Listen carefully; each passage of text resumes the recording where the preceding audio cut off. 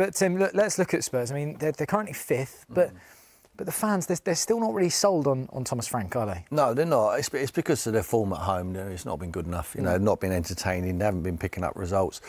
The fans will tolerate no matter how you play. They did it with Jose, they did it with Antonio Conte, if you're winning every week.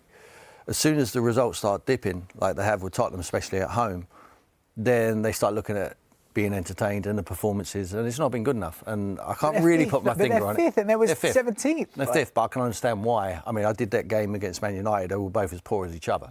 I mean, it was a very poor 2-2. But on the other hand, you've got to take them away from home, like they're going to the Emirates. It's going to be difficult. They make it difficult. They play on a counter-attack. They're not under as much pressure to play a certain way, like the home fans bring. They can play how they want. They can suck up the possession. They can suffer. They don't mind suffering out without the ball. Then they've got pace. They've got likes of Kudus, who's been refreshing. He's picked up a few injuries, but when he's played, he's been. I think he's been a plus. He's not been outstanding. I don't think he's ever going to be outstanding. I think he's not consistent enough to be that man. But he has moments, and hopefully he can have a moment at the weekend. I mean, looking at Spurs, though, going back to what you were talking about with Thomas Frank, this is Spurs' first season without both Son and Kane, who were their goal scorers. And they've had injuries to Maddison, Solanke, Kulusevski all season. Yeah. Is it too early to judge Thomas Frank? Oh, yeah, certainly. Yeah, we've got to give him the time to be able to do it and get them players back, because it helps with Kulusevski. I think he's got a load of flavour, and certainly Maddison has as well. They can make you play. They can give you a little bit more control in the game. At the moment, they're playing. They're all similar. They're wide. I've said it before. Xabi Simons they was bringing in. I wasn't convinced. I was here when he come in, because I felt he was similar to Odegaard. He was similar to Tell. He was similar to what they've already got. Kudus has come in. I thought he was quite similar, but he's a little bit more personality. I think he takes the game to the opposition a little bit more, and he's got more end product. Centre forwards, they've had injuries to Solanke, you said that. Richarlison's like hit and miss, you don't know what you're going to get. Sometimes he's a 10 out of 10 and sometimes he's a 2 out of 10. It's just, you've got to take the rough with the smooth with him. So I haven't been really impressed with Tottenham, even though their position in the league is fine at the moment. What is success for Tottenham at the end of the season? They've had the Europa League success. They've had the Open Tour top bus. They've tasted it. If they was to finish outside of European places, and which is very, Champions very... League or European places? European places. Outside Champions League, sorry. Outside fourth or fifth, I think, possibly. Top five. Then it would be a failure if they didn't win a domestic trophy. They already lost the biggest game of the season, which was the Newcastle game in the Carabao Cup. For me, that was a huge game of football. They had to win that. It was away from home, but they got beat.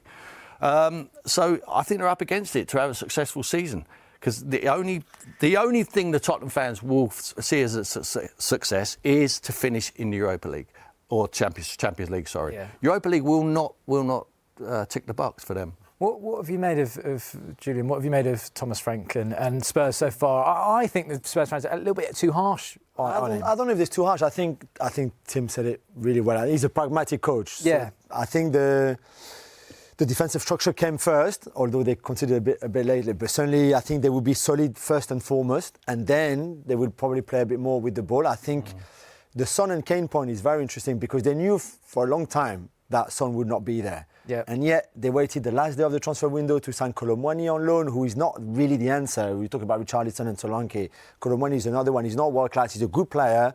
If you play on his strength, he will give you a lot, as we saw in the Champions League game against Copenhagen, for example. Yeah. But he's still not Brazilian Ronaldo either. So I think in the recruitment in the summer, I think there's question to be asked over what the club did at the time. We said they missed out on Eze, for example, and things like that. I think there's a lot of questions mark over that. But now he's got these squads. I think they will improve. He needs more energy, I feel, from the fans. And I know it's difficult at home, but he feeds off energy, Thomas Frank. That's what he did at Brentford. And even from the players, sometimes I feel like they're not really responding in terms of energy in the way he would like them to. This game on Sunday, it is massive. It's the biggest game. It is the biggest game. And for this Tottenham side, and for the players that are injured and currently the squad that they've got, are we going to see a bit of a scrap? Is this going to be a proper battle? Is that how they're going to get through this game? I'm not sure you're allowed to do that anymore in the modern day. But do you know what I mean, though? Is it going to be one of those, okay, won't be backs pretty. against the walls? Exactly. Is it going to be? It will be a low block. Yeah. It will Yeah. be you break us down, and we'll try and catch you on the counter attack. Yeah. That's what it'll be. Long throws, set pieces. I mean, Thomas has said it in his press conference today. If we can nullify them on set pieces, we're half the battle. Now, they're good at set pieces as well, Tottenham. They've got their own threats. And Gabriel missing is going to be a huge blow for Arsenal. But Arsenal they want to go out there and put a performance on.